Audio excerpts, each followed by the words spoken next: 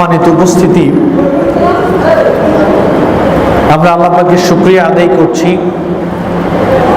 যে আল্লাহ তাআলা আমাদেরকে ভালো রেখেছেন, সুস্থ রেখেছেন। পাশাপাশি এই দিনই জলসার আয়োজন করার মতো তৌফিক দিয়েছেন, আমাদের সবাইকে এই আলোচনায় আসার মতো সুযোগ করে দিয়েছেন। এর জন্য আমরা কালিমাতে শুকরিয়া আদায় করছি, আলহামদুলিল্লাহ। শুকরিয়া আদায় করছি যুব সমাজের, পাশাপাশি অত্র এলাকার আপনাদের সবার শুকরিয়া আদায় করছি যারা প্রোগ্রামের আয়োজন করেছেন, আমাদেরকে দাওয়াত করেছেন এবং যারা এই প্রোগ্রামে উপস্থিত হয়েছেন। আমি সবার শুকরিয়া আদায় করছি, সবার প্রতি কৃতজ্ঞতা প্রকাশ করছি। আমরা সংক্ষিপ্ত পরিসরে অত্যন্ত গুরুত্বপূর্ণ একটা বিষয় নিয়ে আলোচনা করব। দেখুন, আমাদের আজকের পৃথিবীতে পূর্বেও এটা ছিল, বর্তমানে ওটা রয়েছে। সেটা হলো আমরা যারা মুসলিম রয়েছি, পাশাপাশি যারা অমুসলিম রয়েছে, আমরা সবাই কম বেশি রাসূল সাল্লাল্লাহু আলাইহি ওয়াসাল্লামকে ভালোবাসি, মহব্বত করি। অনেক অমুসলিমরাও রাসূল সাল্লাল্লাহু আলাইহি ওয়াসাল্লামকে ভালোবাসেন, মহব্বত করেন। আল্লাহ নবীর ব্যক্তিত্বকে, আল্লাহ নবীর চারিত্রিক গুণাবলীকে অমুসলিমরাও ভালোবাসেন, পছন্দ করেন। আর আমরা যারা মুসলিম, আমরা তো অবশ্যই আমাদের নবীকে আরো বেশি ভালোবাসি, পছন্দ করি, মহব্বত করি। এখন রাসূল সাল্লাল্লাহু আলাইহি ওয়াসাল্লামকে যে আমরা ভালোবাসি, এই ভালোবাসা আমাদেরকে জান্নাতে নিয়ে যাবে না। যারা অমুসলিম তারা যে নবীকে ভালোবাসে, এই ভালোবাসাও তাদেরকে জান্নাতে নিতে পারবে না। জান্নাতে আমরা কখন যেতে পারবো? আমরা যে নবীকে ভালোবাসি, আমরা যে নবীকে মহব্বত করি, এটা আমাদেরকে প্রমাণ করতে হবে। আমাদের বাস্তবিক জীবনে প্রমাণ করতে হবে যে আমরা আল্লাহর নবীকে ভালোবাসি। যতক্ষণ পর্যন্ত আমরা এটা প্রমাণ করতে না পারবো আমাদের বাস্তবিক জীবনে, ততক্ষণ পর্যন্ত আমরা যে নবীকে ভালোবাসি এটা প্রমাণিত হবে না। পাশাপাশি শুধু ভালোবাসাই আমাদেরকে জান্নাতে নিতে পারবে না। আমি আজকে আলোচনা করব যে বিষয়ে, সেটা হলো মুহাম্মদ সাল্লাল্লাহু আলাইহি ওয়াসাল্লামকে আমরা যে ভালোবাসি, আমরা যে নবীকে মহব্বত করি, আমি পাঁচটি পয়েন্টের আলোকে তুলে ধরব আল্লাহর নবীকে ভালোবাসার বাস্তবিক প্রয়োগ, নবী প্রেমের পাঁচটি পয়েন্ট। আমরা যে মুহাম্মদ সাল্লাল্লাহু আলাইহি ওয়াসাল্লামকে ভালোবাসি, এই ভালোবাসাটা পাঁচটি পয়েন্টের আলোকে আমি উপস্থাপন করার চেষ্টা করব ইনশাআল্লাহ। অর্থাৎ নবী প্রেমের পাঁচটি বৈশিষ্ট্য। শুধু মুখে মুখে আমরা যদি বলি যে নবীকে ভালোবাসি, তাহলে হবে না। কারণ এক স্বামী তার স্ত্রীকে অনেক ভালোবাসে, অনেক মহব্বত করে। এখন দেখা যায় এই স্বামী স্ত্রীর হক আদায় করে না, স্ত্রীর খাবার দাবার, ভরণ পোষণ, আরো যত আনুষঙ্গিক ব্যবস্থাপনা রয়েছে এগুলোর ব্যবস্থা করে না। স্বামী স্ত্রীকে দিনে মারে, রাতে মারে, সব সময় শুধু আঘাত করে। আর যখন রাত্রিবেলায় ঘুমাতে যাবে তখন স্বামী স্ত্রীকে খুব আদর করে, সোহাগ করে বলে আই লাভ ইউ। তার দিনে কোনো দেখাশোনা করে না, খাবার দাবার, ভরণ পোষণ, স্ত্রীর হক আদায় করে না, কিন্তু রাত্রিবেলায় যখন সে ঘুমাতে যাবে তখন কি বলে? I love you. এখন স্ত্রী হঠাৎ করে বলল যে আপনি যে আমাকে আই লাভ ইউ বলেন, আপনি যে আমাকে ভালোবাসেন এটা বলেন, আচ্ছা আপনি আমাকে কেমন ভালোবাসেন? সারাদিন মারধর করেন, ভরণ পোষণ করেন না, হক আদায় করেন না, যখন ঘুমাতে যাই তখন আপনি বলেন আই লাভ ইউ। আসলে এই আই লাভ ইউর মানে কি? আপনি যে আমাকে ভালোবাসেন, এই ভালোবাসার মানে কি? ভালোবাসা কাকে বলে? একজন স্বামী স্ত্রীকে ভালোবাসে, এই ভালোবাসাটা কাকে বলে? শুধু কি আই লাভ ইউ বললেই ভালোবাসা হয়ে যায়?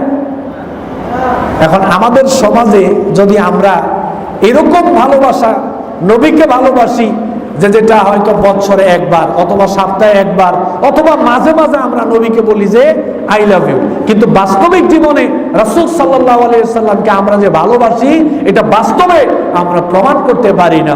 নবীকে বাস্তবিক জীবনে যতক্ষণ পর্যন্ত ভালোবাসার প্রমাণ দিতে না পারবো, ততক্ষণ যতই বলি না কেন নবী আপনাকে আমরা ভালোবাসি, এ ভালোবাসা কোনো কাজে আসবে না। এই জন্য নবী প্রেমের 5টি বৈশিষ্ট্য নিয়ে আমরা আজকে আলোচনা করব। তো চলুন আমরা প্রথমেই জেনে নেই নবী প্রেমের প্রথম বৈশিষ্ট্য কি। আমি যে নবীকে ভালোবাসি, আপনি যে নবীকে ভালোবাসেন, এটা প্রমাণ করতে হবে 1 নাম্বার হলো নবীর উপরে ঈমান আনয়ন করার মাধ্যমে। যতক্ষণ পর্যন্ত আমরা নবীর উপরে ঈমান আনয়ন না করব, ততক্ষণ যতই বলি না কেন যে আমরা নবীকে ভালোবাসি, পছন্দ করি, মহব্বত করি, এই ভালোবাসা, এই পছন্দ, এই মহব্বত এটা আমাকে জান্নাতে নিতে পারবে না। সর্বপ্রথম আমাকে যে কাজটা করতে হবে, আপনাকে যে কাজটা করতে হবে, সেটা হলো নবীর উপরে ঈমান আনয়ন করতে হবে। কি করতে হবে ভাই? নবীর উপরে ঈমান আনয়ন করতে হবে। আল্লাহ রাব্বুল আলামিন সূরা তাগাবুনের মধ্যে বলেন, ফাআমিনু বিল্লাহি ওয়া রাসূলিহি ওয়ান নূরিল্লাযী আনজালনা। তোমরা ঈমান আনয়ন করো আল্লাহর প্রতি, ঈমান আনয়ন করো তার রাসূলের প্রতি, আর ঈমান আনয়ন করো সেই কিতাবের প্রতি যেই কিতাব আমি আল্লাহ তাআলা নাজিল করেছি, অর্থাৎ কোরআনুল কারীম। তাহলে আল্লাহ বললেন আল্লাহর উপর ঈমান আনো, তার রাসূলের উপর ঈমান আনয়ন করো, পাশাপাশি কোরআনুল কারীমের প্রতি ঈমান আনয়ন করো। আরেক জায়গায় সূরা আল ইমরানে আল্লাহ তাআলা বলেন, ফাআমিনু বিল্লাহি ওয়া রাসূলিহি ওয়া ইন তুমিনু ওয়া তাত্তাকু ফালাকুম আজরুন আযীম। ঈমান আনয়ন করো আল্লাহর প্রতি, ঈমান আনয়ন করো তার রাসূলগণের প্রতি। যদি তোমরা ঈমান আনয়ন করো, যদি তোমরা তাকওয়া অবলম্বন করতে পারো, তাহলে তোমাদের জন্য রয়েছে মহা প্রতিদান, তোমাদের জন্য রয়েছে মহা পুরস্কার। বলেন সুবহানাল্লাহ। তাহলে আল্লাহ বললেন যাতে আমরা আল্লাহর উপর ঈমান আনি, তার রাসূলগণের প্রতি ঈমান আনয়ন করি। যদি আমরা ঈমান আনয়ন করতে পারি, তাকওয়া অবলম্বন করে আমরা আমাদের জীবন যাপন করতে পারি, তাহলে আমাদের জন্য রয়েছে মহা প্রতিদান। মুসলিম শরীফের মধ্যে আসছে, জিবরাইল আলাইহিস সালাতু ওয়াস সালাম আল্লাহ নবীকে বললেন, আখবিরনি আনিল ঈমান। ঈমান সম্পর্কে আমাকে সংবাদ দেন, ঈমান সম্পর্কে আপনি আমাদেরকে জানান। আল্লাহ নবী বললেন, আল ঈমানু আন তুমিনা বিল্লাহি ওয়া মালাইকাতিহি ওয়া কুতুবিহি ওয়া রুসুলিহি ওয়াল ইয়াউমিল আখির ওয়া তুমিনা বিল কদরি খাইরিহি ওয়া শাররিহি। আল্লাহর প্রতি ঈমান, ফেরেশতাগণের প্রতি ঈমান, তার রাসূলগণের প্রতি ঈমান, আসমানি কিতাব সমূহের প্রতি ঈমান, পরকাল দিবসের প্রতি ঈমান, পাশাপাশি তাকদীরের ভালো মন্দের প্রতি ঈমান, এগুলোর সমন্বয়ে গঠিত হয় ঈমান। অর্থাৎ আল্লাহর প্রতি ঈমান আনতে হয়, ফেরেশতাগণের প্রতি ঈমান রাখতে হয়, পরকাল দিবসের প্রতি ঈমান রাখতে হয়, আসমানি কিতাব সমূহের প্রতি ঈমান রাখতে হয়, রাসূলগণের প্রতি ঈমান রাখতে হয়, পাশাপাশি তাকদীরের ভালো এবং মন্দের প্রতি ঈমান রাখতে হয়। এগুলোর সমন্বয়কে বলা হয় ঈমান। এগুলোর উপরে দৃঢ় বিশ্বাস করার নামই হলো ঈমান। তাহলে রাসূল সাল্লাল্লাহু আলাইহি ওয়াসাল্লামের উপরে আমাদেরকে ঈমান আনতে হবে। আল্লাহ তাআলার পক্ষ থেকে তিনি রাসূল, আল্লাহ তাআলার পক্ষ থেকে তিনি নবী, এর উপরে আমাদেরকে কি করতে হবে? ঈমান রাখতে হবে। পাশাপাশি আরেকটা কাজ করতে হবে এটার সাথে, মুহাম্মদ সাল্লাল্লাহু আলাইহি সাল্লাম শুধু রাসূল নন, মুহাম্মদ সাল্লাল্লাহু আলাইহি সাল্লাম শুধু নবী নন, মুহাম্মদ সাল্লাল্লাহু আলাইহি সাল্লাম হলেন সর্বশ্রেষ্ঠ এবং সর্বশেষ রাসূল। মুহাম্মদ সাল্লাল্লাহু আলাইহি সাল্লাম হলেন সর্বশ্রেষ্ঠ নবী এবং সর্বশেষ নবী। দেখেন কথাটা বললাম কেন? কেউ যদি ঈমান রাখে যে মুহাম্মদ সাল্লাল্লাহু আলাইহি সাল্লাম তিনি শুধু রাসূল, তিনি শুধু নবী, তবে তিনি শেষ নবী নন, শেষ রাসূল নন, তাহলে ঈমান আনয়ন করা হবে না। বরং আপনাকে আমাকে ঈমান আনতে হবে যে মুহাম্মদ সাল্লাল্লাহু আলাইহি সাল্লাম তিনি সর্বশ্রেষ্ঠ এবং সর্বশেষ রাসূল, তিনি সর্বশ্রেষ্ঠ এবং সর্বশেষ নবী। এভাবে করে আমাদেরকে ঈমান আনয়ন করতে হবে। কেন? বর্তমান পৃথিবীতে কাদিয়ানী নামে একটা গ্রুপ রয়েছে, যারা নিজেদেরকে মুসলিম বলে দাবি করে, কিন্তু তারা নবীকে শেষ নবী মানে না। তারপরেও তারা নিজেদেরকে মুসলিম বলে দাবি করে।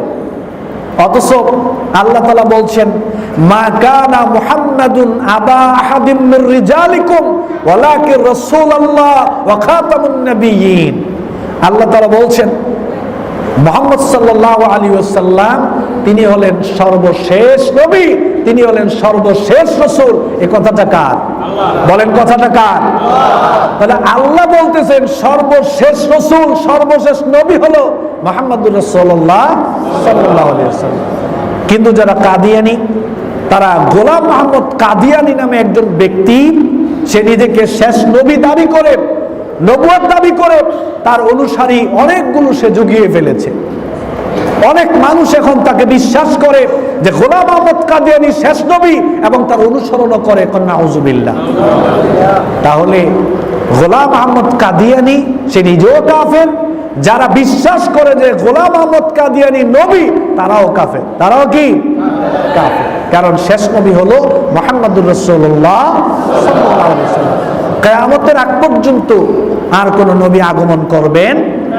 তবে ঈসা আলাইহিস সালাতু ওয়াস সালাম তিনি পৃথিবীতে আসবেন, কারণ তিনি মরেন নাই।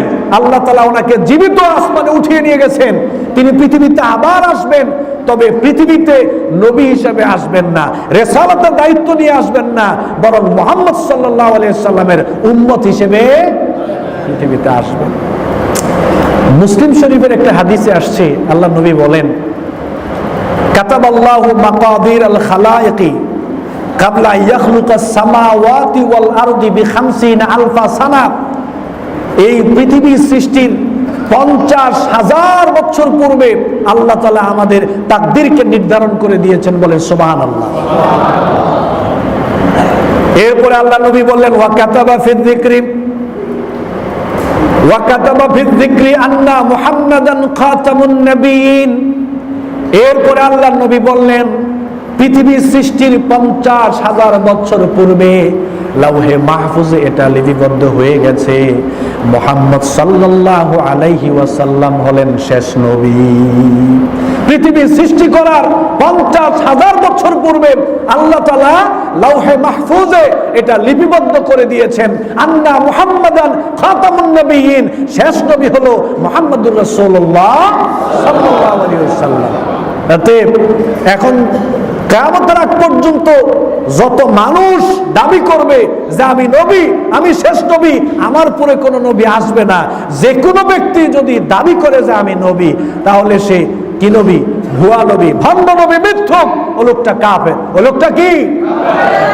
অতএব নবীর প্রতি আমাদেরকে ঈমান রাখতে হবে যে মুহাম্মদ সাল্লাল্লাহু আলাইহি সাল্লাম তিনি হলেন সর্বশ্রেষ্ঠ এবং সর্বশেষ রাসূল, সর্বশ্রেষ্ঠ এবং সর্বশেষ নবী।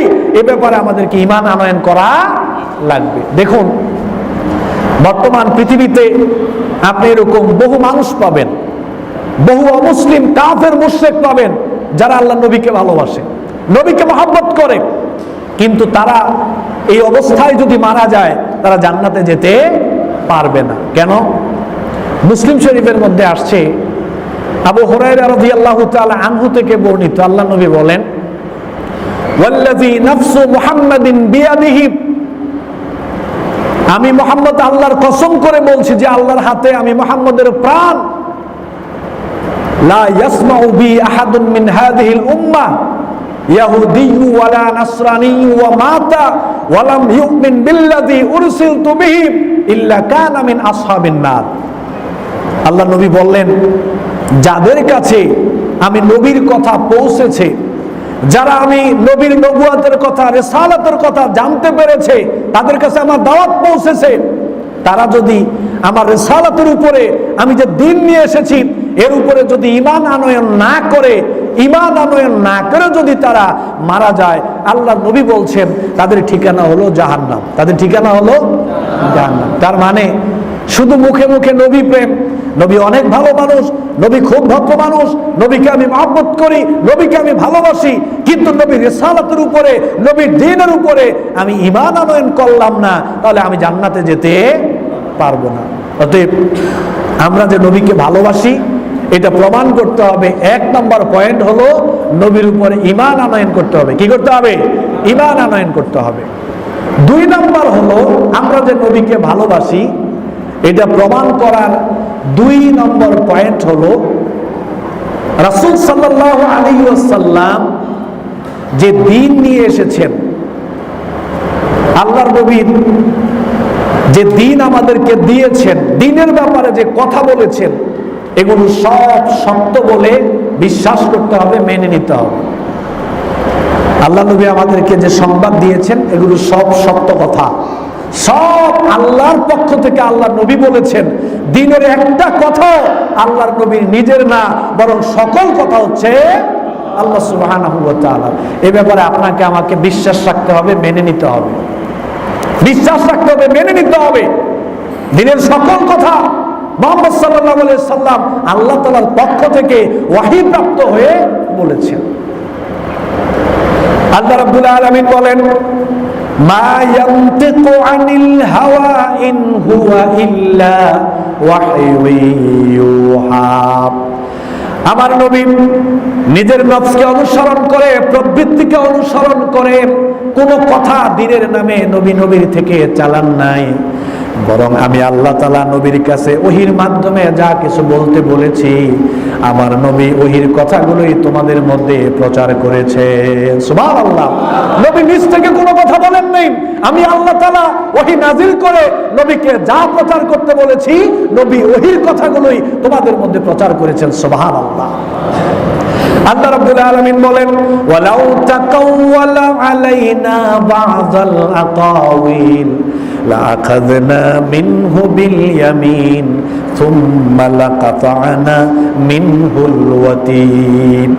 আমার নবী যদি নিজের নফসকে অনুসরণ করে, নিজে রচনা করে, নিজ থেকে বানিয়ে যদি নবী কোনো কথা দ্বীনের নামে চালাইতেন, আমি আল্লাহ আমার নবীর ডান হাতকে আমি আল্লাহ চেপে ধরতাম এবং আমি আল্লাহ আমার নবীর কণ্ঠনালীকে কেটে ফেলে দিতাম।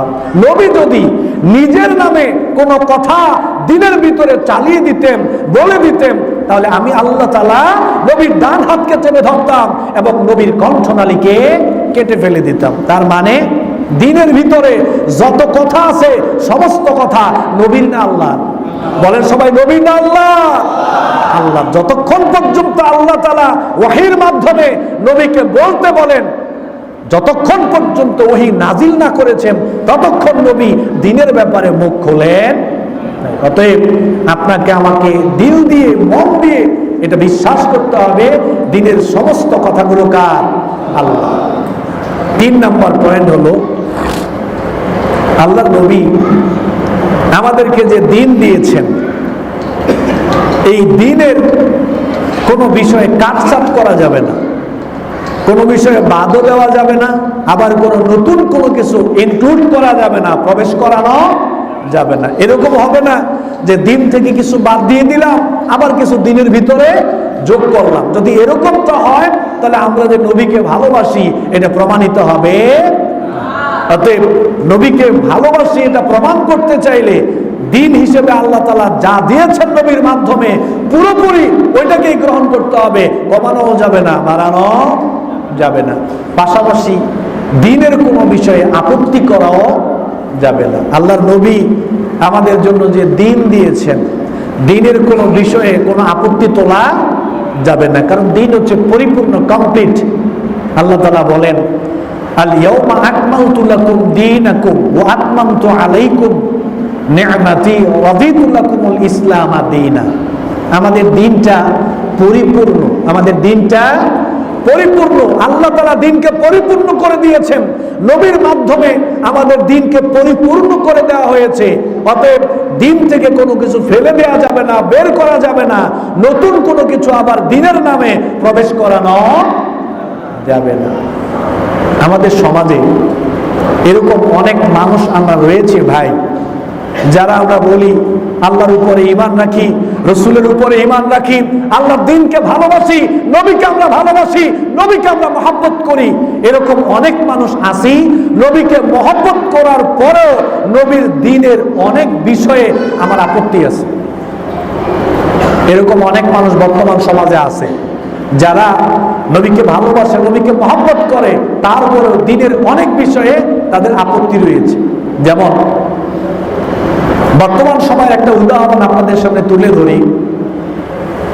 জনস্বাস্থ্য ইনস্টিটিউট এর পরিচালক, সম্ভবত মোহাম্মদ আব্দুর রহিম নামে একজন ব্যক্তি, তিনি গত 2 দিন আগে নোটিশ আকারে ওনার অধীনে যত মানুষ চাকরি করে সবাইকে তিনি নোটিশ আকারে বাধ্য করেছেন, যারা মুসলিম পুরুষ রয়েছে তারা টাকনুর উপরে কাপড় পরবে, আর যারা মুসলিমা নারী রয়েছে, মহিলা রয়েছে, তারা পর্দা করে অফিস করবে।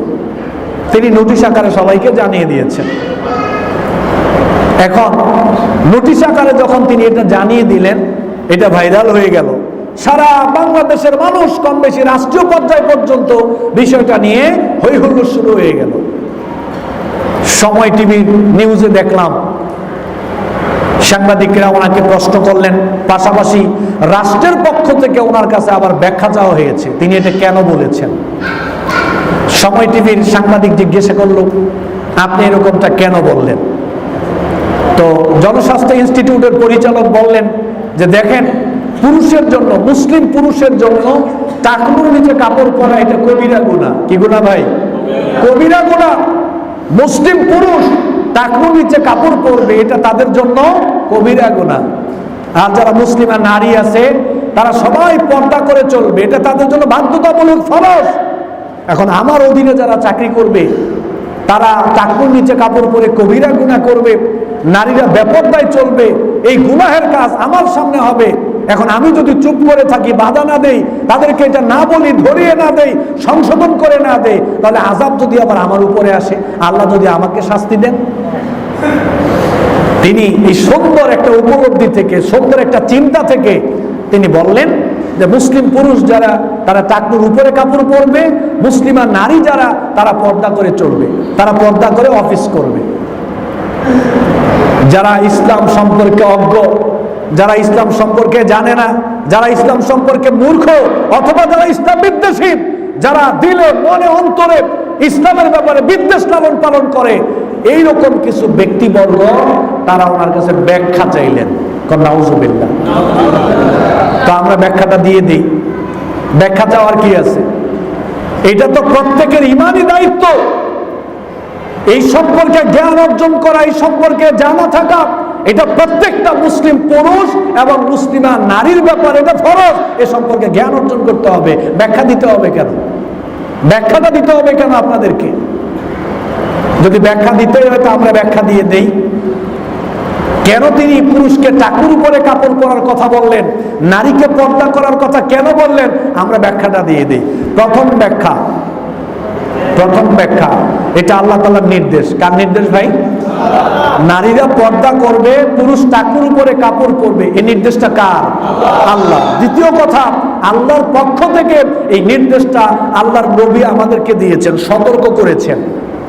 আল্লাহ নবী বলেন, বুখারী শরীফের মধ্যে আসছে, আবু হুরায়রা রাদিয়াল্লাহু তাআলা আনহু থেকে বর্ণিত, মা আসফালা মিনাল কাবাইনি মিনাল ইযারি ফিন নার, মা আসফালা মিনাল কাবাইনি মিনাল ইযারি ফিন নার।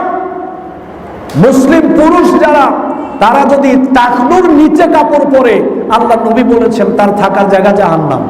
নাউজুবিল্লাহ। এটা প্যান্ট হতে পারে, এটা পায়জামা হতে পারে, এটা লুঙ্গি হতে পারে, এটা পাঞ্জাবি হতে পারে, যে কোনো কাপড়ের ট্রাউজার হতে পারে। মুসলিম পুরুষ যারা, তারা যদি টাকনুর নিচে কাপড় ঝুলিয়ে পড়ে, তাহলে তাদের থাকার জায়গা জাহান্নাম। এ কথা আল্লাহর নবী বলেছেন। এখন এই মুসলিম পুরুষের মুখে যদি দাড়ি থাকে, এই মুসলিম পুরুষ যদি 5 ওয়াক্ত নামাজ পড়ে, তাহলেও কিসে জাহান্নামে যেতে হবে? অবশ্যই। সে যদি আল্লাহর ওলিও হয়, তারপরেও যদি সে টাকনুর নিচে কাপড় ঝুলিয়ে পড়ে, তাকে জাহান্নামে যাওয়া লাগবে। মুসলিম শরীফের মধ্যে আরেকটা হাদিস আসছে, আবু যর রাদিয়াল্লাহু তাআলা আনহু থেকে বর্ণিত, আল্লাহ নবী বলেন, সালাসাতুন লা ইউকাল্লিমুহুমুল্লাহু ইয়াওমাল কিয়ামাহ ওয়া লা ইউযাক্কিহিম ওয়া লা ইয়ানজুরু ইলাইহিম ওয়া লাহুম আযাবুন আলীম। 3 শ্রেণীর মানুষ রয়েছে যারা কিয়ামত দিবসে 4টা শাস্তির সম্মুখীন হবে। 3 শ্রেণীর মানুষ রয়েছে যারা বিচারের দিবসে, পরকাল দিবসে, কিয়ামত দিবসে 4টা শাস্তির সম্মুখীন হবে। এর মধ্যে এক শ্রেণী হলো আল মুসমিলুন, যেই পুরুষ টাকনুর নিচে কাপড় ঝুলিয়ে পড়ে। এর মধ্যে দ্বিতীয় শ্রেণী হলো আল মান্নান, যারা উপকার করে, দান করে, যারা খোটা দেয়। 3 নাম্বার হলো যারা পণ্য ক্রয় বিক্রয়ের সময় মিথ্যা কথা বলে। 1 নম্বর হলো যারা টাকনুর নিচে কাপড় ঝুলিয়ে পড়ে। 2 নম্বর হলো যারা উপকার করে, দান করে, খোটা দেন। 3 নম্বর হলো যারা ক্রয় বিক্রয়ের সময় মিথ্যা কথা বলে ব্যবসা করে। এই 3 শ্রেণীর মানুষ বিচারের মাঠে 4টা শাস্তির সম্মুখীন হবে। কয়টা ভাই? 4টা। 1 নম্বর, বিচারের মাঠে আল্লাহ তাআলা তাদের সাথে কথা বলবেন না। যে পুরুষ টাকনুর নিচে কাপড় ঝুলিয়ে পড়বে, বিচারের মাঠে আল্লাহ তাআলা তার সাথে কথা বলবেন না, রাগান্বিত হয়ে থাকবেন। আল্লাহ তাআলা তার দিকে রহমতের দৃষ্টি দিবেন না, আল্লাহ তাআলা রাগান্বিত হয়ে থাকবেন। যেই পুরুষ টাকনুর নিচে কাপড় ঝুলিয়ে পড়বে, আল্লাহ তার সাথে কথা বলবেন না, তার দিকে রহমতের দৃষ্টি দিবেন না, আল্লাহ রাগান্বিত হয়ে থাকবেন। 3 নম্বর শাস্তি হলো তাকে তার গুনাহ ঘিরে রাখবে। গুনাহ থেকে তাকে পবিত্র করা হবে না, গুনাহ থেকে তাকে মুক্ত করা হবে না। 4 নম্বর শাস্তি হলো যেই মানুষটা, যেই পুরুষটা টাকনুর নিচে কাপড় ঝুলিয়ে পড়বে, আল্লাহর নবী বললেন তার জন্য কিয়ামত দিবসে রয়েছে কঠিন আযাব। কঠিন আযাব তার জন্য রয়েছে। কি কাজ করলে? টাকনুর নিচে কাপড় ঝুলিয়ে পড়লে। তাহলে যারা ব্যাখ্যা চেয়েছেন, আমরা আপনাদেরকে বলি, ব্যাখ্যা চাওয়ার কি আছে? এক তো নিজে জানেন না, দ্বিতীয় কথা হলো এই অপরাধের সাথে আমরা যারা জড়িত আছি, যারা জড়িত রয়েছি, অবশ্যই আমাদেরকে মাথায় রাখতে হবে টাকনুর নিচে যদি কোনো পুরুষ কাপড় ঝুলিয়ে পড়ে তাহলে 4টা শাস্তির সম্মুখীন হবে। আল্লাহ বিচারের মাঠে তার সাথে কথা বলবেন না, তার দিকে রহমতের দৃষ্টি দিবেন না, তার গুনাহ থেকে আল্লাহ তাআলা তাকে পবিত্র করবেন না, পাশাপাশি তার জন্য রয়েছে কঠিন আযাব। অতএব এই ঘৃণিত পাপ কাজ আমরা কেউ করতে পারি না। এরপরে নারীদেরকে আল্লাহ তাআলা পর্দা করার কথা বলেছেন। পর্দা নফল না ফরজ? বলেন নফল না ফরজ? আল্লাহ তাআলা বলেন ওয়াকারনা ফি বুয়ুতিকুন্না ওয়ালা তাবাররাজনা তাবাররুজাল জাহিলিয়াতিল উলা। নারীরা ঘরে অবস্থান করবে। যদি নারীদের বাইরে যাওয়ার প্রয়োজন হয়, তারা রূপ লাবণ্য প্রকাশ করে জাহিলিয়াতের মতো তারা সৌন্দর্য প্রদর্শন করে বাহিরে যাবে না, বরং তারা যদি বাহিরে যায়, ব্যাংক ব্যালেন্স, চাকরি বাকরি, দুনিয়ার যত প্রয়োজনীয় কাজকর্ম রয়েছে, হালাল যত কাজ আছে, তারা যদি ওই কাজে যেতে হয় তাহলে অবশ্যই তাদেরকে পর্দা করে দেওয়া লাগবে। কার নির্দেশ? কার আদেশ? অবশ্যই নারীদেরকে পর্দা করে চলাফেরা করতে হবে। বাহিরে যদি যাওয়ার প্রয়োজন হয় অবশ্যই তারা খোলামেলা যেতে পারবে। ইউদনিনা আলাইহিন্না মিন জালাবিবিহিন্না, তারা পর্দা করে ঢেকে তারপরে তারা বাহিরে যেতে পারবে। অতএব যারা এই ব্যাখ্যা চেয়েছে আমরা তাদেরকে বলবো আপনারা অজ্ঞ, আপনারা মূর্খ, আপনাদের জানা দরকার টাকনুর নিচে কাপড় পরা কবিরা গুনাহ। এই অপরাধ আল্লাহ তাআলা তাওবা ছাড়া মাফ করবেন। বেপরদায় চলাফেরা কবিরা গুনাহ। বেপরদায় যে সমস্ত নারীরা চলে তারা যদি তাওবা না করে আল্লাহ এই অপরাধ তাদেরকে মাফ করবেন। অতএব দ্বীনের কোনো বিষয়ে আপত্তি করা যাবে না, দ্বীনের কোনো বিষয়ে আপত্তি করা যাবে না, পাশাপাশি কম বেশি করাও যাবে না। অনেকে আছে দ্বীনের নামে অনেক বেদাতকে আবিষ্কার করেছে, অনেক শিরককে ইবাদত বানিয়েছে, অনেক বেদাতকে সুন্নাহর মতো করে বানিয়ে ইবাদত করছে। নাউযুবিল্লাহি মিন যালিক। এই সমস্ত কার্যক্রম আমাদেরকে করা যাবে। অনেকে আছে দ্বীনের অনেক বিষয় বাদ দিয়ে দিছে, ওইটার দরকার নাই। দ্বীনের অনেক বিষয় আছে এটাকে একেবারে সিলেবাস থেকেই বাদ ধরেই না, নিজেরা মন মতো নিয়ম নীতি বানিয়ে এখন জীবনকে পরিচালনা করছে। আপনারা সবাই জানেন মুসলিম শরীফের মধ্যে একটা হাদিস আসছে, আল্লাহ নবী বলেন ইন্নী ফারাতুকুম আলাল হাউদ মান মাররা আলাইয়া শারিবা ওয়া মান শারিবা লাম ইয়াজমা আবাদান লা ইয়ারিদান্না আলাইয়া আকওয়ামুন আ'রিফুহুম ওয়া ইয়া'রিফুনি সুম্মা ইউহালু বাইনি ওয়া বাইনাহুম। হাউজে কাউসারের নিকট আল্লাহ নবী দাঁড়িয়ে থাকবেন, লোকজন যাবে, তিনি তাদেরকে পানি পান করাবেন। এরপরে এক সিরিয়াল যাবে, পর্দা চলে আসবে, আড়াল করে দেওয়া হবে। নবী এবং তাদের মাঝখানে পর্দা করে আড়াল করে দেওয়া হবে, পানি পান করাতে দেওয়া হবে। আল্লাহ নবী বলবে ইয়া রাব ইন্নাহু মিন্নি, তারা তো আমার উম্মত, তারা তো আমার দলের লোক, তো পানি পান করাতে দিচ্ছেন না কেন? এবার বলা হবে ইন্নাকা লা তাদরি মা আহাদাসু বা'দাক, হে নবী আপনি জানেন না নতুন নতুন বিষয় ঢুকিয়েছিল, নিজের মন মতো আইন কানুন তৈরি করেছে, নিজের মন মতো সংবিধান রচনা করে, নিজের মন মতো ইবাদত তৈরি করে তারা তাদের মন মতো দিন মেনেছে, তাদের মন মতো তারা জীবন পরিচালনা করেছে। এরপর আল্লাহ বলে সফকান সফকান লিমান গায়্যারা বাদি, তাদেরকে দূর করে দেওয়া হবে, হাউজে কাউসারের পানি পান করানো হবে। অতএব দিনের ভিতরে নতুন কোনো কিছু প্রবেশ করানো যাবে না, বাদ দেওয়াও যাবে না। 3 নাম্বার। 4 নাম্বার হলো জীবনের সকল ক্ষেত্রে নবীকে পূর্ণাঙ্গ অনুসরণ করতে হবে। জীবনের সকল ক্ষেত্রে নবীকে পূর্ণাঙ্গ অনুসরণ করা লাগবে, সকল ক্ষেত্রে, কিছু কিছু ক্ষেত্রে না। কিন্তু খেয়াল করেন, বর্তমান সময়ে আমরা নবীকে ভালোবাসি, নবীকে মহব্বত করি, নবীকে অনুসরণ করি, নবীর আনুগত্য করি কিছু কিছু ক্ষেত্রে।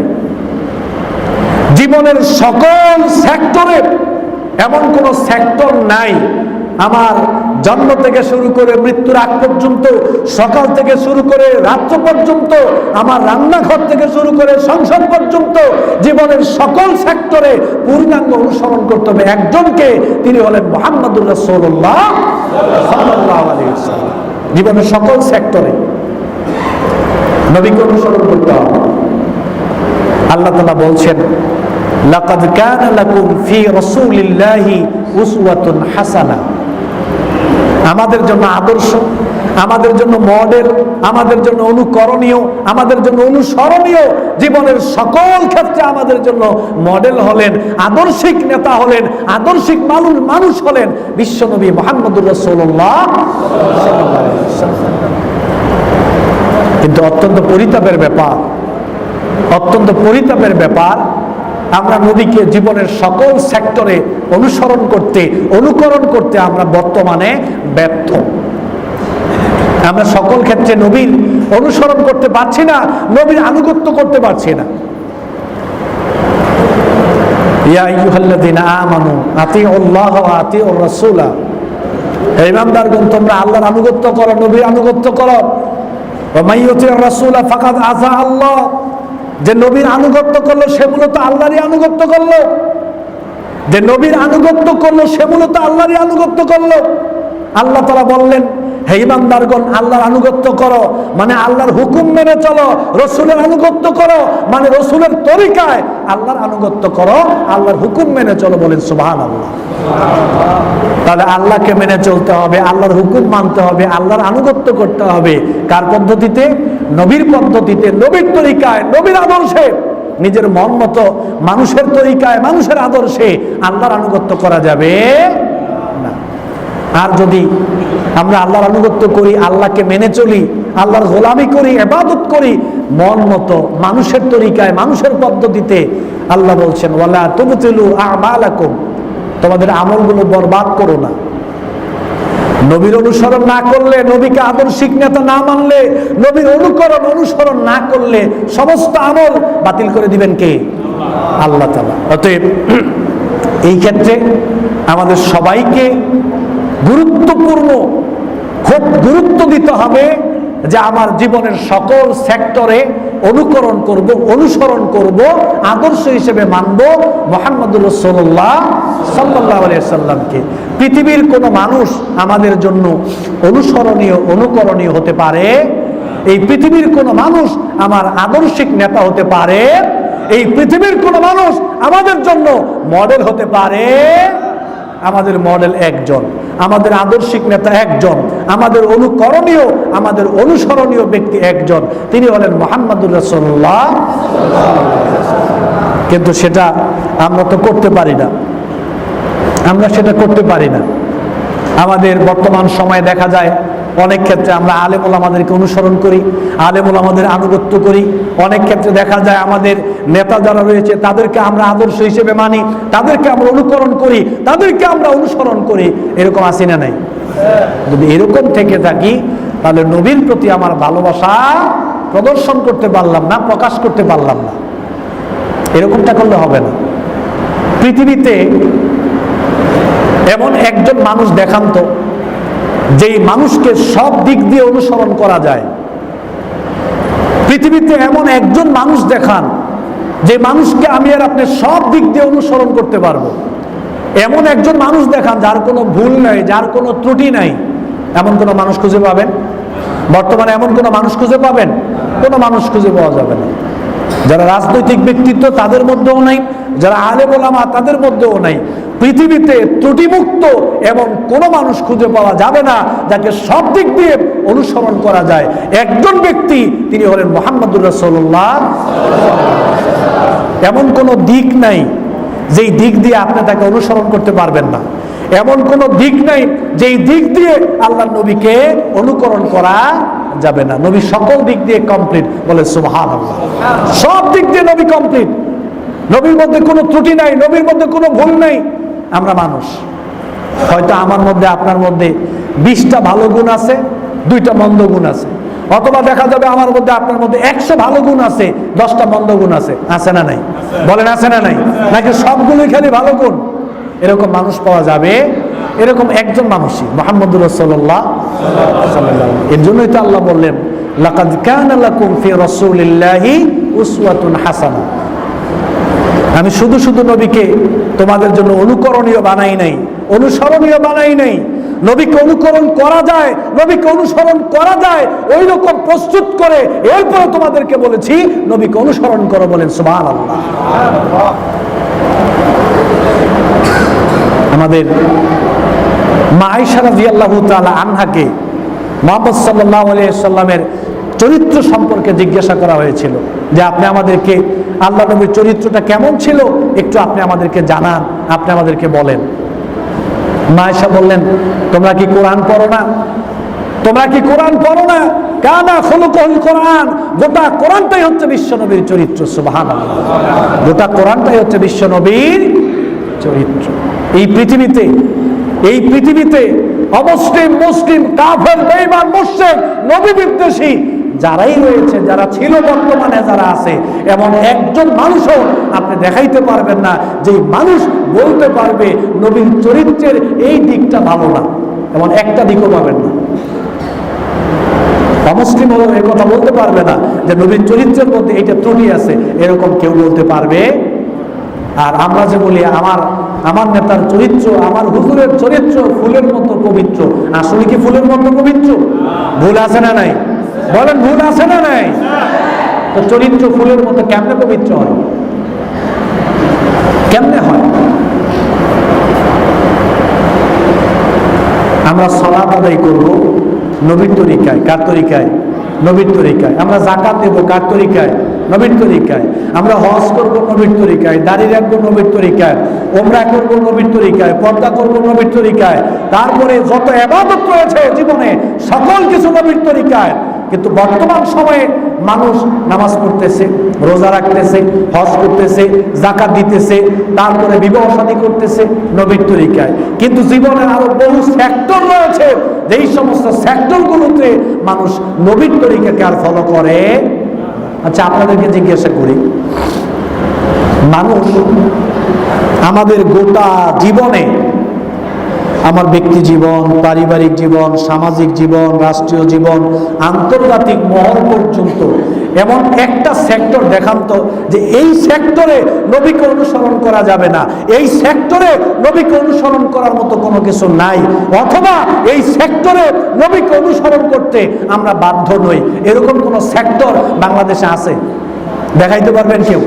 আচ্ছা, এবার আমি আপনাদেরকে প্রশ্ন করি, নামাজ হবে নবীর তরিকায়, রোজা হবে নবীর তরিকায়, হজ হবে নবীর তরিকায়, তারপরে খুতবা হবে নবীর তরিকায়, তারপরে বিবাহ শাদী হবে নবীর তরিকায়, স্বামী স্ত্রী নবীর তরিকায়, ছেলে মেয়ে নবীর তরিকায়, পরিবারের নবীর তরিকা, বাস থেমে গেলাম। এতটুকু পর্যন্ত নবীর তরিকা চলে। আমাদের সমাজে কি নবীর তরিকা আছে? সমাজ কি নবীর তরিকায় চলে? সমাজ কি নবীকে অনুসরণ করে চলে? সমাজ কি নবীকে অনুকরণ করে চলে? আমি দেখি না। আমরা শুধু মসজিদে এলে নবীর তরিকা, মসজিদে আসলে নবীকে অনুসরণ করতে হবে, নবীকে অনুকরণ করতে হবে, কিন্তু মসজিদ থেকে যখন আমরা বের হয়ে যাই তখন কি নবীর অনুসরণ বাদ দিয়ে দিতে হবে? বাদ দিলে হবে? বাংলাদেশের বর্তমান সময়ের অর্থনৈতিক ব্যবস্থা নবীর তরিকায় চলে না শয়তানের তরিকায় চলে? কথা বল না কেন? বাংলাদেশের অর্থনীতি সম্পূর্ণ হালাল ভিত্তিক না সুদ ভিত্তিক? কথা বল না কেন? হালাল ভিত্তিক না সুদ ভিত্তিক? ব্যাংকিং ব্যবস্থাগুলো হালাল ভিত্তিক না সুদ ভিত্তিক? বাংলাদেশের অর্থনীতি বলেন, সমাজনীতি বলেন, রাজনীতি বলেন, সংস্কৃতি বলেন, শিক্ষানীতি বলেন, বিচার নীতি বলেন, এগুলোতে নবীর তরিকা আছে? কথা কোন আছে? নবীকে সব দিক দিয়ে অনুসরণ কেমনে করলাম বলেন আপনারা? বাংলাদেশে যে বিচার নীতি চলে, আমরা যে বিচার করি, আমাদের বিচার কার্যালয়গুলো যে বাংলাদেশে চলে, আপনি সুপ্রিম কোর্ট বলেন, আপনি হাইকোর্ট বলেন, বাংলাদেশে জজ কোর্ট বলেন, যা বিচার কার্যালয় রয়েছে এই বিচার কার্যালয়গুলোতে নবীকে অনুসরণ করা হয়? বিচার করার সময় নবীর তরিকাকে অনুসরণ করা হয়? তাহলে নবীকে অনুসরণ কেমনে করলাম পূর্ণাঙ্গ? নামাজে নবীর তরিকা ঠিক আছে, রোজায় নবীর তরিকা ঠিক আছে, দাড়িতে নবীর তরিকা ঠিক আছে, বিবাহ শাদীতে নবীর তরিকা ঠিক আছে, সব ক্ষেত্রে নবীর তরিকা ঠিক আছে, কিন্তু এমন কোন ক্ষেত্র বাদ দেওয়া যাবে না যেই ক্ষেত্রে আমি নবীকে অনুসরণ করব না। যদি এইটা মনে করি এই ক্ষেত্রে নবীর দরকার নাই, এই ক্ষেত্রে নবীর দরকার নাই, এই ক্ষেত্রে নবীর অনুসরণ দরকার নাই, ঈমান থাকবে না, চলে যাবে। তাহলে নবীকে যে ভালোবাসি এটা প্রমাণ করতে হলে জীবনের সকল সেক্টরে নবীকে অনুসরণ করতে হবে, নবীর তরিকায় জীবনের সকল কাজ করা লাগবে। কিন্তু আমাদের সমাজে তো এটা হয় না, আমাদের সমাজে তো এটা হয় না। আল্লাহ নবী বলেন, কুল্লু উম্মতি ইয়াদখুলুনাল জান্নাহ ইল্লা মান আবা।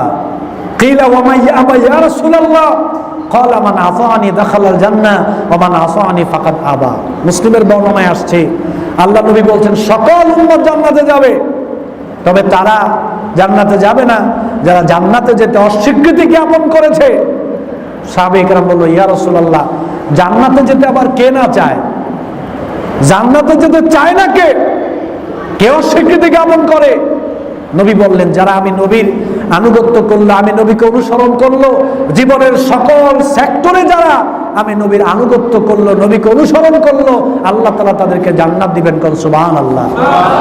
আর যারা আমি নবীকে অনুকরণ করবে না, অনুসরণ করবে না, যারা আমি নবীকে অনুসরণ করবে না, অনুকরণ করবে না, যারা আমি নবীর আনুগত্য করবে না পূর্ণাঙ্গভাবে, তারাই মূলত আমি নবীকে অস্বীকৃতি করলো, তারাই মূলত জান্নাতে যেতে পারবে না। অতএব সম্মানিত উপস্থিতি, খালি নবীর অনুসরণ করতে হবে, নবীর তরিকায় চলতে হবে, এই চলতে হবে, মানতে হবে, করতে হবে, এতটুকুতে আমরা সীমাবদ্ধ থাকবো না, বরং জীবনের সকল সেক্টরে নবীর অনুসরণকে, নবীর তরিকাকে বাস্তবায়ন করার জন্য চেষ্টা করার দরকার আছে না নাই?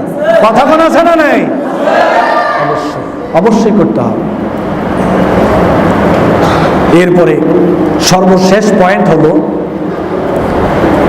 পৃথিবীর সকল মানুষের চাইতে সবচেয়ে বেশি ভালোবাসতে হবে মুহাম্মদুর রাসূলুল্লাহ সাল্লাল্লাহু আলাইহি ওয়াসাল্লাম। সবচাইতে বেশি ভালোবাসতে হবে আল্লাহ রাসূলকে।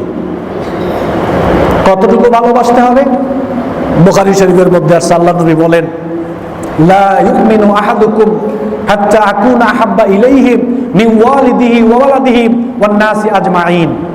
আল্লাহ নবী বললেন, ততক্ষণ পর্যন্ত কেউ পূর্ণ মুমিন হতে পারবে না, ততক্ষণ পর্যন্ত কেউ পূর্ণ ইমানদার হতে পারবে না, যেই পর্যন্ত না একজন মানুষ তার বাবা মা, তার ছেলে মেয়ে, পৃথিবীর অন্যান্য সকল মানুষের চাইতে আমি নবীকে যতক্ষণ না তারা সব চাইতে বেশি ভালো না বাসবে, ততক্ষণ তারা মুমিন হতে পারবে। খেয়াল করেন, মুমিন হওয়ার মানদণ্ড, পূর্ণ ইমানদার হওয়ার মানদণ্ড হলো নবীকে জীবনের সবচাইতে, পৃথিবীর সমস্ত মানুষের চাইতে, এমনকি নিজের জীবনের চাইতেও সবচেয়ে বেশি ভালোবাসা রাখবে। এখন সবাইকে যদি জিজ্ঞাসা করি, ভাই আপনি নবীকে সবচাইতে বেশি ভালোবাসেন কিনা, দেখবেন আমরা সবাই বলবো যে অবশ্যই নবীকে আমি জীবনের সবচাইতে বেশি ভালোবাসি, পৃথিবীর সকল মানুষের চাইতে আমি নবীকে ভালোবাসি, আমার বাবা মা, আমার স্ত্রী সন্তান, পৃথিবীর সকলের চাইতে নবীকে বেশি ভালোবাসি। মানুষ এটা মুখে বলে, মানুষ মুখে বলে, কিন্তু বাস্তবিক জীবনে এটা লক্ষ্য করা যায় না। বাস্তবিক জীবনে লক্ষ্য করা যায় না। কি রকম দেখেন, বর্তমান ফ্রান্সে আপনারা সবাই জানেন, ফ্রান্সের প্রেসিডেন্ট ম্যাক্রো সে রাষ্ট্রীয়ভাবে মুহাম্মদ সাল্লাল্লাহু আলাইহি ওয়াসাল্লামের ব্যঙ্গচিত্র প্রদর্শন করে গোটা পৃথিবীর সামনে মুহাম্মদ সাল্লাল্লাহু আলাইহি ওয়াসাল্লামকে সে অবমাননা করছে। নাউযুবিল্লাহি মিন যালিক। এই দৃশ্য সবাই দেখেছে, এই অবস্থা সবাই পর্যবেক্ষণ করছে। গতকালকে গোটা বাংলাদেশে তীব্র আন্দোলন, তীব্র প্রতিবাদ আমজনতা জানিয়েছে। এই যে ফ্রান্সের সরকার মুহাম্মদ সাল্লাল্লাহু আলাইহি ওয়াসাল্লামকে এইভাবে ব্যঙ্গচিত্র প্রদর্শন করে আল্লাহর নবীকে অপমান করলো, মুসলিমদেরকে বৃদ্ধাঙ্গুলি দেখালো, পৃথিবীর প্রায় 250 কোটি মুসলমানকে কষ্ট দিল, আঘাত দিল, এই অবস্থায় আমাদের কি করণীয়? দেখুন, আপনাদেরকে জিজ্ঞাসা করি, একটু পরীক্ষা করি আর কি, অন টেস্ট, কেউ কষ্ট নিয়েন না, বোঝানোর জন্য বলি আর কি। আল্লাহর নবী বলছেন, ততক্ষণ পর্যন্ত পূর্ণ ঈমানদার মুমিন হতে পারবা না যেই পর্যন্ত না তুমি তোমার বাবা মা, স্ত্রী সন্তান, ভাই বোন, তারপরে এই ইমাম, খতিব, পীর সাহেব, নেতা নেত্রী, এমপি মন্ত্রী, চেয়ারম্যান, মেম্বার, পৃথিবীর সমস্ত মানুষের চাইতে যে পর্যন্ত আল্লাহর নবীকে বেশি ভালো না বাসবো সেই পর্যন্ত আমরা মুমিন হতে পারবো না। খেয়াল করেন তো, একটু খেয়াল করেন, নিজের বিবেককে একটু প্রশ্ন করেন। আজকে ফ্রান্সে মুহাম্মদ সাল্লাল্লাহু আলাইহি সাল্লামের ছবি ব্যঙ্গচিত্র প্রদর্শন না করে যদি বাংলাদেশের জিয়াউর রহমান সাহেব যিনি মারা গিয়েছেন, জিয়াউর রহমান সাহেবের ছবি দিয়ে অথবা বেগম খালেদা জিয়ার ছবি টাঙিয়ে যদি এভাবে ব্যঙ্গচিত্র করে এভাবে অপমান করা হতো, তাহলে বাংলাদেশ সহকারে সারা পৃথিবীতে বাংলা ভাষাভাষী যারা বিএনপি করে, বিএনপির কর্মী যারা রয়েছে, তাদের কাছে খারাপ লাগতো কি লাগতো না? একটু আওয়াজ দিয়ে লাগতো কি লাগতো না? তারা মিছিল, মিটিং, প্রতিবাদ করতো কি করতো না? আচ্ছা, তাহলে যারা বিএনপি করে অবশ্যই তারা বেশিরভাগ মুসলমান। এখন তাদের কাছে সবচেয়ে বেশি ভালোবাসার পাত্র জিয়াউর রহমান সাহেব না আল্লাহর নবী? আল্লাহর নবী না বেগম খালেদা জিয়া? সবচেয়ে বেশি ভালো তারা কাকে বাসবে? আল্লাহর নবী। কেন কাকে বাসবে? আল্লাহর নবীকে। তো আমার দলের জিয়াউর রহমান সাহেবকে বা বেগম খালেদা জিয়াকে ব্যঙ্গচিত্র করলেন যদি আমি আন্দোলন করি, মিছিল মিটিং করি, যদি আমি তীব্র প্রতিবাদ করতে পারি, তাহলে যেখানে আল্লাহর নবীকে সবচেয়ে বেশি ভালোবাসতে হবে সেখানে আল্লাহর নবীকে অবমাননা করা হচ্ছে, আমি বিএনপির পক্ষ থেকে কোনো ভূমিকা দেখতে পাচ্ছি না। বিএনপির পক্ষ থেকে কোনো আন্দোলন দেখতে পাচ্ছি না। আচ্ছা, গেল এটা। বাংলাদেশে যারা আওয়ামী লীগ করে, শেখ মুজিবুর রহমান সাহেব তিনি মুসলিম ছিলেন না? কথা কন না কেন? মুসলিম ছিলেন না?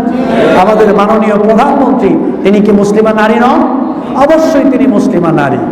যারা আওয়ামী লীগ করে, আওয়ামী লীগের মধ্যে এমপি, মন্ত্রী, মুসলিম সংখ্যাটাই তো বেশি, মুসলিম সংখ্যাটাই তো বেশি। তাহলে যেখানে আমরা দল করি, যেটা করি দুনিয়ার প্রয়োজনে করি, কিন্তু নবী সবার। নবী কি? নবীকে সবচাইতে বেশি ভালোবাসতে হবে। এখন মুহাম্মদ সাল্লাল্লাহু আলাইহি সাল্লামকে অবমাননা করা হচ্ছে, আমাদের কোনো ভূমিকা নাই, আমাদের কোনো বিবৃতি নাই। আমি বলি, এখন যদি বঙ্গবন্ধু শেখ মুজিবুর রহমান সাহেব অথবা আমাদের মাননীয় প্রধানমন্ত্রী অথবা আমাদের এমপি মন্ত্রী কারো ছবি এভাবে টানিয়ে ব্যঙ্গচিত্র করে অপমাননা করা হতো, আন্দোলন হতো কি হতো না? গ্রেফতার হতো কি হতো না? তাহলে পৃথিবীর সমস্ত মানুষ, সে কোন দল করে এটা দেখার ব্যাপার নয়, সমস্ত মানুষের চাইতে বেশি ভালো আল্লাহর নবীকে বাসতে হবে। যদি আল্লাহর নবীকে বেশি ভালো বাসতে না পারি, বোঝা যাবে ঈমান আছে না নাই। বলে আপনি পরীক্ষা করেন আপনাকে, আমি পরীক্ষা করি আমাকে। একজন মন্ত্রী, একজন এমপি, একজন চেয়ারম্যান কেউ বিবৃতি দিল না, কেউ বিবৃতি দিল না যে আমাদের নবীকে অবমাননা করা হচ্ছে, আমাদের কষ্ট লাগছে, তীব্র প্রতিবাদ জানাইলাম, কেউ দিল না। তো পৃথিবীর কোনো মানুষকে আক্রমণ করলে যদি আমার কাছে খারাপ লাগে, নবীকে আক্রমণ করলে খারাপ তার চাইতে কম লাগবে না বেশি লাগবে? যদি বেশি খারাপ লাগে বুঝতে হবে ঈমান আছে। যদি নবীকে অপমান করার পরেও আমার খারাপ না লাগে, আমি বিবৃতি না দেই, বুঝতে হবে আমি ঈমানদার হতে পারি। বাংলাদেশে এরকম বহু মানুষ রয়েছে, নবীকে অপমাননা করা হচ্ছে, কোরআনকে অপমাননা করা হচ্ছে, আল্লাহকে কটূক্তি করা হচ্ছে, গালাগালি করা হচ্ছে, তারপরে আমরা নীরব, তারপরে আমরা কেউ কোনো প্রতিবাদ করি না। এরকম বহু মানুষ বাংলাদেশে আছে। বাংলাদেশে যারা পুলিশ বাহিনীতে চাকরি করে, খেয়াল করেন, বাংলাদেশে যারা পুলিশ বাহিনীতে চাকরি করে বেশিরভাগ মুসলমান, র্যাব বাহিনীতে চাকরি করে বেশিরভাগ মুসলিম, সেনাবাহিনীতে চাকরি করে, বিজিবিতে চাকরি করে বেশিরভাগ মুসলমান। কোনো বিবৃতি নেই, কোনো প্রতিবাদ নেই। নাউজুবিল্লাহি মিন যালিক, নাউজুবিল্লাহি মিন যালিক। আমার তো ঈমান। শোনেন, একটা কথা মনে রাখবেন, আল্লাহর নবীকে অপমান করা হলে আমি আপনাকে বলে দিব না যাই মিয়া খারাপ লাগে না কেন, আপনাকে খোসা দিয়ে বলবো না আই মিয়া আল্লাহর নবীকে গালি দিছে খারাপ লাগে না কেন। আপনার ঈমানই আপনাকে বলবে যে বেটা খারাপ লাগে না কেন। যদি অন্তরে ঈমান থাকে অবশ্যই খারাপ লাগবে, অবশ্যই প্রতিবাদ আসবে। আর যদি অন্তরে ঈমান না থাকে খোসাইলেও কোনো লাভ। এটা আমাদের ঈমানের দাবি। নবীকে অপমান করা হবে আর আমরা চুপ করে বসে থাকবো, এটা হতে পারে। অতএব তীব্র প্রতিবাদ আন্দোলনের মাধ্যমে মুহাম্মদ সাল্লাল্লাহু আলাইহি ওয়াসাল্লামের চরিত্র, মুহাম্মদ সাল্লাল্লাহু আলাইহি ওয়াসাল্লামের আদর্শ, মুহাম্মদ সাল্লাল্লাহু আলাইহি ওয়াসাল্লামের ব্যক্তিত্ব, আল্লাহ নবীর সম্মানকে প্রতিষ্ঠা করার জন্য আমাদের যা কিছু দরকার করার দরকার আছে না নাই? কথা বলা আছে না নাই? অবশ্যই আছে। এখন দুনিয়ার ক্ষমতার জন্য কে আমার প্রতি খুশি থাকলো, কে আমার প্রতি বেজার থাকলো, এই সমস্ত চিন্তা করে যদি আমার ঈমানের বহিঃপ্রকাশ না ঘটে তো নবীর শাফাত পাওয়া যাবে? পাওয়া যাবে না। অত্যন্ত পরিতাপের ব্যাপার, দুঃখের ব্যাপার। আল্লাহ নবী বলছেন, লা ইউমিনু আহাদুকুম হাত্তা আকুনা আহাব্বা ইলাইহি মিন ওয়ালিদিহি ওয়া ওয়ালাদিহি ওয়ান নাসি আজমাইন। বাবা মা, ছেলে মেয়ে, স্ত্রী সন্তান, নেতা নেত্রী, এমপি মন্ত্রী, পীর বুজুর্গ, ওলিয়া উলিয়া, আলেম ওলামা, বন্ধু বান্ধব, দুনিয়ার সকল মানুষের চাইতে সবচেয়ে বেশি ভালোবাসতে হবে আল্লাহর নবীকে। কোন সুবহানাল্লাহ। আল্লাহর পরে সবচেয়ে বেশি ভালোবাসতে হবে আল্লাহর নবীকে। অতএব আমরা এখন বসে থাকার সময় নাই। বিশ্বাস করেন, বর্তমান সময়টা বসে থাকার সময় নয়। সামনে দিন যত যাবে ইসলামের উপরে তত হামলা আসবে। সামনে দিন যত যাবে ইসলামের উপরে তত হামলা আসবে। আগে হামলা করা হতো হয়তো ইসলামিক কোন দল, ইসলামিক কোন ব্যক্তির উপরে, কিন্তু এখন আর গোটা পৃথিবী এখন দুই ভাগে বিভক্ত হয়ে যাচ্ছে। সবাই শোনেন, গোটা পৃথিবী এখন দুই ভাগে বিভক্ত হয়ে যাচ্ছে। এক ভাগ ঈমানওয়ালা, এক ভাগ নবী প্রেমিক। যারা ঈমানওয়ালা, যারা নবী প্রেমিক, যারা আল্লাহওয়ালা, যারা প্রকৃত ঈমানদার, তারা এক ভাগ আলাদা হয়ে যাচ্ছে। আরেক ভাগ হলো যারা কাফের, যারা মুশরিক, যারা মুনাফিক, তারা আলাদা হয়ে যাচ্ছে। তারা এক গ্রুপ, তারা এক গ্রুপ। আপনি কোন দিকে যাবেন? আপনি কোথায় থাকবেন? ঈমানদারদের দলে, নবীওয়ালাদের দলে, নবী প্রেমিক যারা আল্লাহওয়ালা যারা, তাদের দলে থাকবেন, নাকি চুপ করে মুনাফিক সেজে কাফের বেঈমানদের, মুশরিকদের দলে আপনি যুক্ত হবেন? এই সিদ্ধান্ত আপনাকে নিতে হবে। এই মুহূর্তে ইসলামের উপরে হামলা আসবে, আল্লাহকে নিয়ে কুটু মন্তব্য করা হবে, নবীকে গালাগালি করা হবে, নবীকে অপমান করা হবে। আর একজন ইমানদার হিসেবে আমি চুপ করে বসে থাকবো। যদি আমি চুপ করে বসে থাকি এতে পরিষ্কার হয়ে যাবে আমি সাচ্চা মুনাফিক। আমি কি? কারণ ইমানদার বসে থাকতে পারে না। বঙ্গবন্ধুকে গালাগালি করলে যারা আওয়ামী লীগ করে খারাপ লাগবে না? জিয়াউর রহমান সাহেবকে গালাগালি করলে যারা বিএনপি করে খারাপ লাগবে না?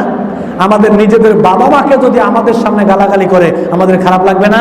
আমি কি প্রতিবাদ করব না ভাই? তো আল্লাহর নবীকে নিয়ে কত মন্তব্য করা হচ্ছে, অবমাননা করা হচ্ছে, জীবন দিয়ে প্রতিবাদ করার দরকার আছে না নাই? বলেন দরকার আছে না নাই? বসে থাকার সুযোগ নেই। বসে থাকলেই মুনাফিকের আলামত ঝুঁকে যাবে। বসে থাকলেই মুনাফিকের কাতারে চলে যাবেন। চুপ থাকলেই মুনাফিকের কাতারে চলে যাবেন। নীরবতা পালন করলে মুনাফিকের কাতারে চলে যাবেন। এতদিন মনে করছেন অমুক দল তমুক দলের উপরে হামলা আসবে। জি না, আন্তর্জাতিকভাবে মুশরিক যারা, কাফের যারা, মুনাফিক যারা, তারা একদল, এক সাইড হয়ে যাচ্ছে। আর মুসলিম যারা, ইমানদার যারা, নবীওয়ালা যারা, নবী প্রেমিক যারা, তারা এক সাইড হয়ে যাচ্ছে। অনেকে হয়তো মনে করতে পারেন বাংলাদেশে যারা আল্লাহওয়ালা, নবী প্রেমিক, তারা কি একদল হয়ে যাবে? না, তারা একদল হতে পারবে না। তারা একদল হতে পারবে না। তারা আলাদাই থাকবে, যার যার ব্যানারেই থাকবে। তবে দাবি একটা হবে, কারণ দল ভিন্ন হলো, নবী কি সবার? নবী কি আল্লাহ কার? সবার। আলাদা আলাদা দল হলো আল্লাহ সবার, নবী সবার, ইসলাম সবার, কোরআন সবার। কথা বলেন ঠিক কিনা? অর্থাৎ কোরআনের উপরে যদি হামলা আসে, নবীর উপরে যদি আক্রমণ আসে, ইসলামের উপরে আক্রমণ আসে, আল্লাহকে নিয়ে যদি কেউ কুটু মন্তব্য করে, আমরা হাজারটা দলে বিভক্ত হলো, সেদিন আর বিভক্ত থাকবো না, সবাই ঐক্যবদ্ধভাবে আমরা প্রতিবাদ করবো। ঠিক কিনা? অতএব একত্রিত হতে হবে, কাছাকাছি আসতে হবে, এছাড়া টিকতে পারবেন না। আপনি মনে করছেন যে আপনি আহলে হাদিস, আমার উপরে মনে হয় হামলা আসবে না, এটা অন্যদের জন্য। উনি মনে করতেছে উনি হানাফি, সম্পর্ক ভালো, আমার উপরে হামলা আসবে না, আমার উপরে আক্রমণ আসবে না, আমি তো দাওয়াতি কাজ করতেই পারছি, আমাদের তো অসুবিধা হয় না। উনি মনে করতেছে উনি জামাতি ইসলাম, উনি তাবলীগ, উনি চরমোনাই, সবাই আলাদা আলাদা মনে করতেছে, আমাদের মনে কোনো সমস্যা হবে না। সমস্যা হবে না যে ব্যক্তি বলবে যে আল্লাহ একজন, মুহাম্মদ সাল্লাল্লাহু আলাইহি সাল্লাম আল্লাহর রাসূল, যে ব্যক্তি সাক্ষ্য দিবে, স্বীকারোক্তি দিবে, ইসলামের কথা বলবে, কোরআনের কথা বলবে, ও আহলে হাদিস, ও হানাফি, ও চরমোনাই, ও জামাত ইসলাম, ও সুন্নি, এটা দেখার টাইম নাই। আল্লাহর কথা বললে আপনার উপর আক্রমণ আসবে। এই সময়টা আসতেছে, এই সময়টা আসতেছে। অতএব আমরা যারা ইসলামওয়ালা, আমরা যারা আল্লাহওয়ালা, আমরা যারা নবীওয়ালা, নবী প্রেমিক, হয়তো আমাদের মধ্যে বিভিন্ন বিষয়ে দ্বিমত রয়েছে, থাকুক, তারপরে আমরা আল্লাহওয়ালা, তারপরে আমরা নবীওয়ালা, নবী প্রেমিক। আমাদেরকে ঐক্যবদ্ধ থাকতে হবে, আমাদেরকে ঐক্যবদ্ধ থাকতে হবে, কাছাকাছি থাকতে হবে। আমাদেরকে আলাদা আলাদা হওয়া যাবে না, মুনাফিকদের সাথে থাকা যাবে না, কাফের মুশরিকদের সাথে থাকা যাবে না। যুবক ভাইদেরকে বলছি, এই যুবক ভাইরা যে আয়োজন করেছেন, আপনাদেরকে ধন্যবাদ জানাচ্ছি, মোবারকবাদ জানাচ্ছি। আপনাদেরকে অনুরোধ করে বলি ভাই, আল্লাহ তাআলা আপনাদেরকে মেধা দিয়েছে। শোনেন, আমার দিল থেকে কথাগুলো বলছি। আল্লাহ তাআলা আপনাদেরকে মেধা দিয়েছে, আল্লাহ তাআলা আপনাদেরকে সময় দিয়েছে, 3.5 বডি দিয়েছে, অর্থ দিয়েছে, শ্রম দিয়েছে, বুদ্ধি দিয়েছে, বিবেক দিয়েছে। কে দিয়েছে ভাই? চিল্লায় এখন কে দিয়েছে? আল্লাহ দিয়েছে। তাহলে সকল কিছু আল্লাহ দিয়েছে। এই সময়, এই নিয়ামত, এই স্বাস্থ্য, এই বডি, এই বুদ্ধি, এই বিবেক, এই পড়াশোনা, এত কিছু, এগুলো অপশক্তির পিছে ব্যয় করা যাবে, অপনেতৃত্বের পিছে ব্যয় করা যাবে। খবরদার, সাবধান। বিশাল নিয়ামত আল্লাহ দিয়েছেন, এই সকল কিছু আল্লাহর পথে ব্যয় করবেন, নবী মুহাম্মদ সাল্লাল্লাহু আলাইহি সাল্লামের রাস্তায় ব্যয় করবেন, ইসলামের জন্য এগুলো ব্যয় করবেন। সাবধান হয়ে যান। অপশক্তির, অপনেতৃত্ব আর এই পিছনে ছোটা যাবে। বিশ্বাস করেন পৃথিবী ভাগ হয়ে যাচ্ছে, বিশ্বাস করেন পৃথিবী ভাগ হয়ে যাচ্ছে, পৃথিবীর মানুষ 2 ভাগে বিভক্ত হয়ে যাচ্ছে। আপনাকে সিদ্ধান্ত নিতে হবে, আপনি কি মুনাফিকদের সাথে থাকবেন, কাফের মুশরিকদের সাথে থাকবেন, না আল্লাহওয়ালাদের সাথে থাকবেন। সিদ্ধান্ত আপনাকে নিতে হবে। আজকে যান এই সমাজে, এই কইরে তোরা কেসেরে একটা খুব সুন্দর মেয়ে আসছে, তাড়াতাড়ি আয়। ফোনটা দিলেই দেখবেন যে 10-15 জন যুবক চলে আসে। একটা মেয়ে, ভালো একটা মেয়ে এলাকায় ঢুকেছে, ইফতিজিং করবে, একজনে ফোন দিলে 10-15 জন আসে না? নাই? কথা কোন আছে কিনা? একজনের সাথে একটা বখাটে ছেলে সমাজের ঝগড়া লাগছে, এই কই তোরা রে, ঝগড়া হয়েছে, তাড়াতাড়ি আয়। ফোন দিতে দেরি, 40-50টা মোটরসাইকেল নিয়ে বখাটে ছেলে আসে কিনা? আসে কিনা কম? অমুক দল ঝগড়া লাগছে, একজন ফোন দিলে 40-50 জন মোটরসাইকেল নিয়ে চলে আসে। তারা একে অপরের বিপদে আশেপাশে আসে না? নাই? আর এইখান থেকে আমি সিফাত হাসান, একজন দাড়ি টুপিওয়ালা, একজন আল্লাহওয়ালা একটা যুবক এইখান থেকে বাহিরে গিয়ে হয়তো কোনো বিপদে পড়ছে, এই আল্লাহওয়ালা যুবকটা ফোন দিলে মানুষ তার কাছে যাওয়া তো দূরের কথা, এই যার তার বাড়ির যা, ঝামেলার দরকার নেই, যার তার বাড়ির যা।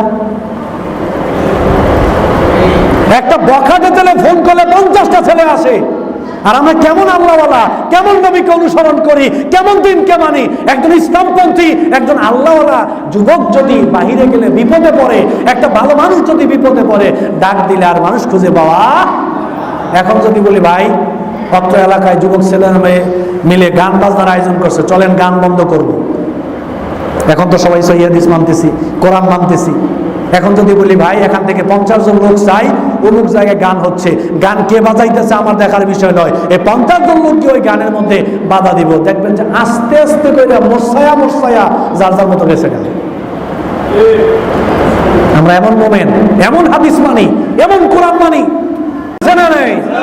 আর আমরা যারা দাড়ি টুপিওয়ালা, আমরা যারা ইমানদার, আমরা যারা সমাজে ভালো থাকতে চাই, আল্লাহকে মানতে চাই, আমাদের মধ্যে কোনো ঐক্য নাই। আরেকটা সমস্যা আছে। সমস্যা কি? বর্তমান সময়ে মসজিদ দখলের আন্দোলন চলতেছে। মসজিদ দখল করতে হবে, এই মসজিদে জিকির চালু করো, তাহলে মানুষ মনে করবে সরমনের দখলে আছে। এই আমিন জোরে চালু করে দাও, রফুল এদেন করো, মনে করবে এটা আলে হাদিসের দখলে আছে।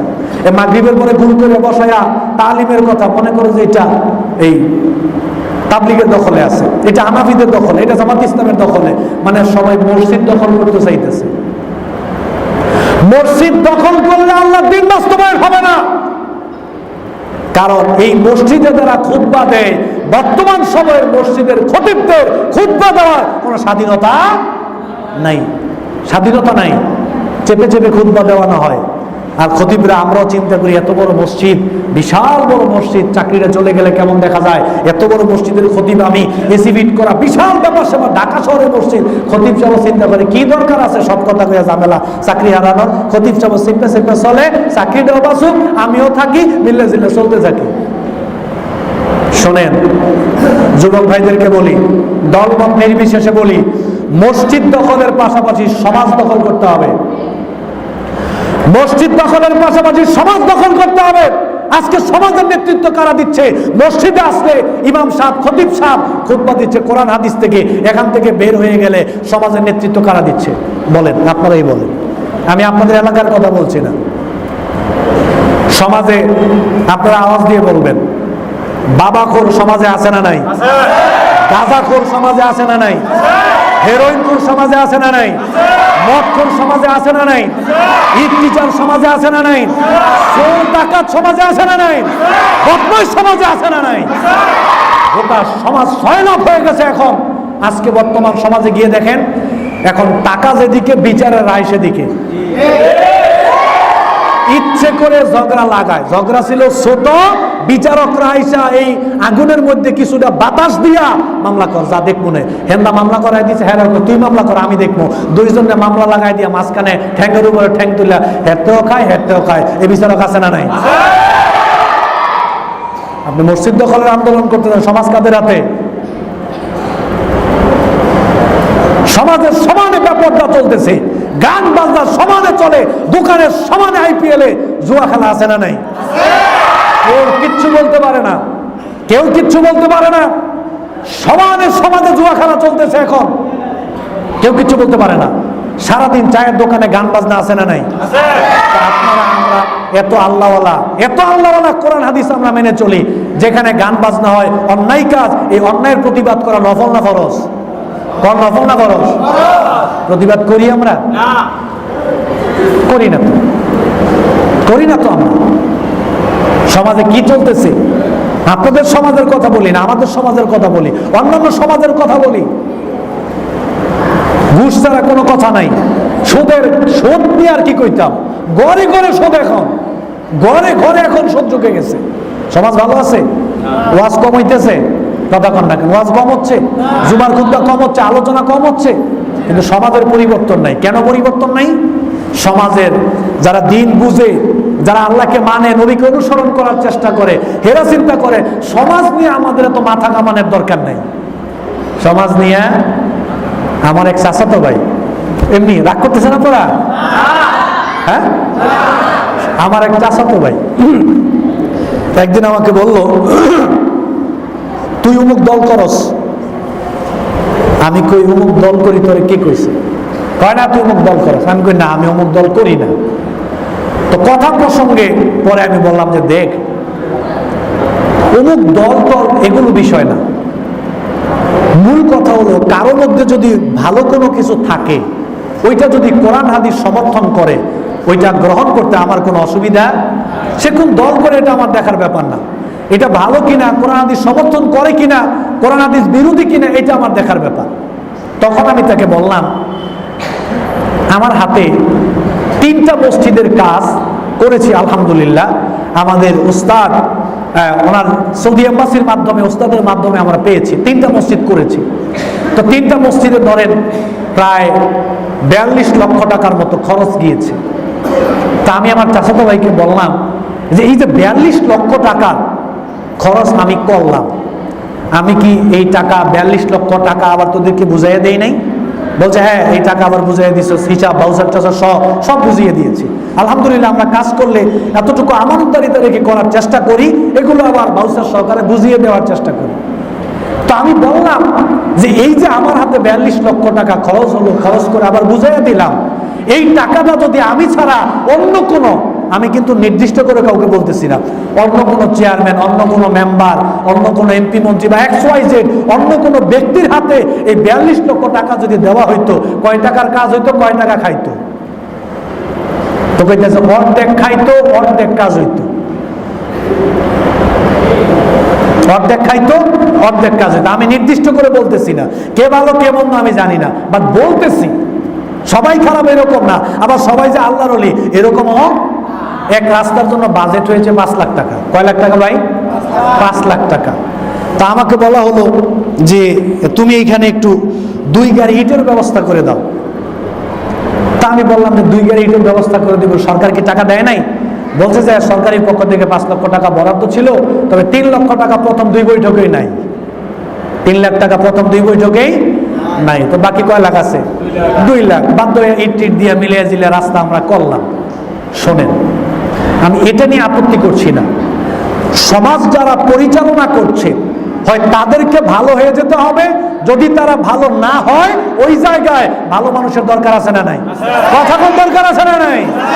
যারা ভালো মানুষ তারা যদি সমাজের নেতৃত্ব দেয়, তারা যদি সমাজ পরিচালনা করে, তাহলে তাদের দ্বারা ইসলামের উপকার না হলেও ইসলামের ক্ষতি হবে, সমাজের উপকার না হলেও সমাজের ক্ষতি হবে। যুব সমাজকে এগিয়ে আসতে হবে। আজ থেকে দাড়ি টুপিওয়ালা যুব সমাজ যারা রয়েছে, ভালো মানুষ, আল্লাহওয়ালা, নামাজ পড়ে, সবাই মিলে একটা ইউনিটি করেন। আমরা আজ থেকে সমাজের কাছে দাঁড়াইলাম, আমাদের নেতৃত্ব দরকার নাই, তবে আমাদের সমাজে অন্যায় কাজ করতে দেব, ইসলাম বিরোধী কোনো কাজ করতে দেব। আমাদের সমাজে জুয়া খেলা চলবে, নেশা আমাদের সমাজে চলবে, এরকম অন্যায় যত হয় সামাজিকভাবে সকল কিছু প্রতিবাদ করবেন। একজন যদি ফোন করে কিরে দোস্ত তোরা কই, 50 জন গিয়ে চাপায়া পড়বেন অন্যায়ের বিরুদ্ধে। রাজি আছেন না নাই? কথা কোন রাজি আছেন না নাই? এরপরে মুরব্বীদেরকে সামনে রাখবেন, মুরব্বীদেরকে সামনে রেখে মুরব্বীদের পরামর্শ নিয়ে অর্থ দিবেন, শ্রম দিবেন, টাকা পয়সা দিয়ে সমাজের উন্নয়নে কাজ করবেন।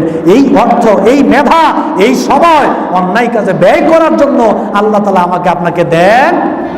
বিশ্বাস করেন, বর্তমান সময়ে কি বলবো, এগুলো বলতেও তো কষ্ট লাগে, বললেও খারাপ লাগে। শুধু এতটুকুই বলি, যারা মসজিদের দায়িত্ব নিয়েছেন, যারা মসজিদ দখলের চিন্তা করতেছেন, আপনারা সমাজ দখলের চিন্তাও করেন, সমাজ দখলের চিন্তাও করেন। সমাজ খুব বিপদগ্রস্ত। আমি যদি সামাজিক অবস্থার বিবরণ দেই, দেখবেন সমাজের মধ্যে কি পরিমাণ ফিতনা ফাসাদ যে এখন সমাজে আছে, এটা কল্পনাই করা যাবে না। এমন কোন ফিতনা, এমন কোন পাপ নাই যেটা সমাজে চলে না। বিচার করতে গিয়ে এখন 200 টাকাও ঘুষ খায় বিচারকরা। সব বিচারক না, ভালোও থাকতে পারে। যারা বিচার করবে, বিচার ভাঙবে, সমাধান করে দিবে, ওরা যদি ঝগড়া লাগায় তো সমাধান করবে কে? যুবক ভাইদের প্রতি অনুরোধ, দলমত নির্বিশেষে, আপনি কোন দল করেন আমি সেটা দেখলাম না, দলমত নির্বিশেষে সবাই ঐক্যবদ্ধ হন। ঐক্যবদ্ধ হয়ে সবাই মিলে হকের উপরে থাকেন, দ্বীনের উপরে থাকেন, ভালোর পথে চলার চেষ্টা করেন। সমাজকে কিভাবে পরিবর্তন করা যায়, সারা বাংলাদেশকে হয়তো আপনি পরিবর্তন করতে পারবেন না, কিন্তু আমরা সবাই মিলে যদি প্রত্যেকের সমাজ নিয়ে ভাবি, সমাজ সুন্দর হবে কি হবে না? কথা কোন ভাই, হবে কি হবে না? সমাজ যদি সুন্দর হয় তাহলে সবাই ভালো থাকবো কি থাকবো না? তখন সবার লাভ হবে, সবার লাভ হবে। অতএব সামাজিকভাবে ঐক্যবদ্ধ হন, সামাজিকভাবে ঐক্যবদ্ধ হয়ে আপনারা ইসলামের জন্য, দ্বীনের জন্য, অন্যায়ের বিরুদ্ধে রুখে দাঁড়াতে হবে। আর সময় নাই, সময় খুবই কম, পৃথিবীর অবস্থা চেঞ্জ হয়ে যাচ্ছে। ওই আরামে ঘুমাইয়া টুমাইয়া খামো, 40 বছরের বিয়ে শাদী হস্টস করে ভালো হয়ে যাবো, এই সময়টা আসলে এখন আর নাই। পৃথিবীর অবস্থা চেঞ্জ হয়ে যাচ্ছে। অতএব আমি আর কথা লম্বা করলাম না, সংক্ষিপ্ত পরিসরে আজকে এই কথাগুলোই রাখলাম। শুধু আপনাদের প্রতি উদাত্ত আহ্বান রাখলাম, আসুন আমরা প্রকৃত নবী প্রেমিক হতে চাই। কি হতে চাই ভাই? প্রকৃত নবী প্রেমিক হতে চাই। আমরা নবীকে অনুসরণ করব, আমরা নবীর উপরে ঈমান আনয়ন করব, নবীকে অনুসরণ করব, নবীর আনুগত্য করব, নবীর কথাগুলোকে সত্য বলে মানব, বিশ্বাস করব। পাশাপাশি নবীকে জীবনের চাইতে, সব চাইতে, শুধু জীবনের চাইতে না। ওমর রাদিয়াল্লাহু তাআলা আনহু বলল, ইয়া রাসূলুল্লাহ, আমি পৃথিবীর সবার চাইতে আপনাকে বেশি ভালোবাসি, তবে আমার জীবনের চাইতে না। সবার চাইতে, সবকিছুর চেয়ে বেশি ভালোবাসি, তবে জীবনের চাইতে না। তার মানে আপনার চাইতে বেশি ভালোবাসি আমি আমার জীবনকে। আল্লাহ নবী বলছে, ওমর, তুমি এখনো পরিপূর্ণ ইমানদার হতে পারো নাই। কোন সুবহানাল্লাহ। তুমি যদি ইমানদার হতে চাও, পৃথিবীর সবার চাইতে বেশি ভালো তো বাসতেই হবে, পাশাপাশি তোমার নিজের জীবনের চাইতে বেশি ভালোবাসতে হবে। বলেন সুবহানাল্লাহ। ওমর রাদিয়াল্লাহু তাআলা দিলে আল্লাহ তাআলা এটা ঢেলে দিলেন। ওমর রাদিয়াল্লাহু তাআলা বলেন, ইয়া রাসূলুল্লাহ, আমি এখন আমার জীবনের চাইতে আপনাকে বেশি ভালোবাসি। সুবহানাল্লাহ। এবার আল্লাহ নবী বলেন, ওমর, এখন তুমি পরিপূর্ণ ঈমানদার হইছো। কোন সুবহানাল্লাহ। অতএব আমরা আমাদের নবীকে সবচাইতে বেশি ভালোবাসি। নবীর অপমান এটা ঈমানদার হিসেবে আমরা সহ্য করতে পারি না, আমরা বরদাস্ত করতে পারি না। আপনারা একটু সতর্ক থাকবেন। একটা ঘটনা বলে বক্তব্য শেষ করে দিচ্ছি। গত 2 দিন বা 3 দিন আগে লালমনিরহাট রংপুরে একটা মসজিদে আসরের নামাজ মুসল্লিরা পড়তেছেন। নামাজ শেষ হওয়ার পরে 2 জন মোটরসাইকেল দিয়ে ঢুকলো, অজ্ঞাত লোক। 2 জন অজ্ঞাত ব্যক্তি মোটরসাইকেল দিয়ে মসজিদে ঢুকলেন। ঢুকে মুসল্লিদেরকে বলতেছে, আপনাদের মসজিদে বোম আছে। কি আছে ভাই? কি আছে? বোম আছে। মসজিদে বোম আছে। কারো বাড়িতে কিন্তু বোম টম নাই, সব মসজিদে আছে। এরপরে কি আছে বলে যে আপনাদের মসজিদে জঙ্গি আছে। অজ্ঞাত লোক এইবার খোঁজা শুরু করলো, গিয়ে কোরআন খুঁজে ও কোরআন সিরিয়া লাইতে মাইতে কোরআনে ফালাই দিতেছে, কোরআনে পাড়াইতেছে। নাউজুবিল্লাহ। স্বাভাবিকভাবে আমি যতই খারাপ হই না কেন, নামাজ না পড়লেও আমার সামনে যদি কোরআনকে কেউ লাথি মারে, এটা কি কেউ সহ্য করবে ভাই? কারো ঠিক কেউ কাউকে কন্ট্রোল রাখতে পারবে? সেই কোরআনকে ছিঁড়ে লাথি টাথি মেরে অবস্থা। মুসল্লিরা ধরে তাকে মারধর করলো 2 জনকে। এরপরে পুলিশ প্রশাসনের লোক আসলো, আসার পরে পুলিশরা মোটামুটি তাকে নিয়ে একটু নিরাপত্তা দিল। হ্যাঁ, পুষতে হওয়া শেষে এরপরে কি করলো? এরপরে মুসল্লিরা উত্তেজিত হয়ে ওই লোকটাকে মারলো। মারতে মারতে এক পর্যায়ে তারা মেরে লেছে, মাইরে তারা আগুনে ফুটছে। খেয়াল করেন, এখানে অনেক ঘটনা আছে। আপনারা চিন্তা করবেন রেজাল্টটা কোন দিকে যাবে, রেজাল্টটা যে কোন দিকে যাবে এখনো বুঝতে পারতেছেন না। আচ্ছা, আমাদের সামনে আমরা নবীকে আমাদের জীবনের চাইতে বেশি ভালোবাসি, কোরআনকে, আল্লাহকে। আমাদের সামনে যদি কোরআনকে অপমান করা হয়, নবীকে অপমান করা হয়, আল্লাহকে অপমান করা হয়, এটা আমার জীবন থাকতে আমি মানতে পারি? আমি উত্তেজিত হয়ে তাকে কি করব সেটা আমি নিজেও জানি না। তবে কন্ট্রোল রাখতে হবে। কি করতে হবে? কন্ট্রোল রাখতে হবে। মুসল্লিরা উত্তেজিত হয়ে একজনে মারছে, আরেকজন মারে নাই। আরেকজন কি করে নাই? মারে নাই। খেয়াল করেন, এখন রিপোর্ট কি হলো? যেই লোকটারে মাইরে নিয়েছে, আগুনে পুড়ে ফেলছে, ওই লোকটা মানসিক মেন্টাল ছিল, মানসিক রোগী ছিল। সাথে যে একটা লোক ছিল, এর আর কোনো খোঁজ খবর নাই, এর কোনো কি নাই, খোঁজ খবর নাই। এবার খেয়াল করেন, অনেকে হয়তো মনে করতেছে যে এই লোকটা নাস্তিক, সে গিয়ে কোরআন অবমাননা করছে। বর্তমানে এটা ধারণা করা হচ্ছে, এটা ইচ্ছাকৃত হয় নাই, এটা একটা প্ল্যানিং করে কাজটা করা হয়েছে। ওই যে ফ্রান্সের যে বিষয়টা আছে, এই বিষয়টার সাথে যোগসূত্র রেখে যে দেখো মুসলমানরা কত কট্টর, মুসলমানরা জঙ্গি, তারা কোরআনকে অবমাননা করার কারণে তারা মানুষকে মেরে ফেলেছে, আগুনে পুড়িয়ে ফেলেছে। আমি বিশ্বাস করি বাংলাদেশে এরকম কোন মুসলমান নাই যে কোরআনকে অপমান করলে তাকে মেরে ফেলবে, তাকে আগুনে পুড়িয়ে ফেলবে, এরকম একজন মুসলমানও নাই। আমি বিশ্বাস করি খারাপ লাগবে, তাকে মারবে কিন্তু মেরে ফেলবে না, আগুনে পোড়াবে না। এটা একটা প্ল্যানিং করা কাজ, শয়তান এটা করেছে। আপনারাও সতর্ক থাকবেন। এখন এটা শুধু ওইখানে না, সারা বাংলাদেশে এরকম চক্র ঘুরতেছে। কোন জায়গায় কিভাবে মুসলমানদেরকে জঙ্গি হিসেবে প্রমাণ করা যায়, কিভাবে মুসলমানদেরকে গোটা বিশ্বের কাছে সন্ত্রাসী হিসেবে প্রমাণ করা যায়। এখন এরকম চক্র ঘুরতেছে, কিভাবে এরকম ক্ষতির সম্মুখীন আমাদেরকে করা যায়। অতএব সবাই মিলে সতর্ক থাকবেন। কোনো ঘটনা যদি ঘটে তাহলে আমরা চড়াও হব না, তার শাস্তি আছে, প্রশাসন আছে, চেয়ারম্যান মেম্বার আছে, এদের হাতে তুলে দিবেন, কিন্তু আইন নিজের হাতে তুলে নেওয়া যাবে না। তবে আবার আল্লাহকে, নবীকে, কোরআনকে নিয়ে যদি কেউ কুটু মন্তব্য করে চুপ করে বসে থাকা যাবে না, এর জন্য তীব্র প্রতিবাদ করতে হবে। ঘরে বসে থেকে না রাস্তায় নেমে? ঘরে বসে থেকে না রাস্তায় নেমে? রাস্তায় নামতে হবে। ঘরে বসে থেকে আন্দোলন করি, ঘরে বসে থেকে প্রতিবাদ করি দেখে আজকে যারা ইসলাম বিরোধী তারা আমাদের মাথার উপরে উঠে গেছে। অতএব রাস্তায় নামতে হবে। কি করতে হবে? রাস্তায় নেমে প্রতিবাদ জানাতে হবে। আল্লাহ তাআলা আমাদের সবাইকে প্রকৃত নবীর প্রেমিক হওয়ার তৌফিক দান করেন, প্রকৃতপক্ষে নবীওয়ালা হওয়ার তৌফিক দান করেন। আমরা যাতে প্রকৃত আল্লাহওয়ালা হতে পারি সেই তৌফিক আল্লাহ তাআলা যেন আমাদেরকে দান করেন। আমরা বলি আমিন।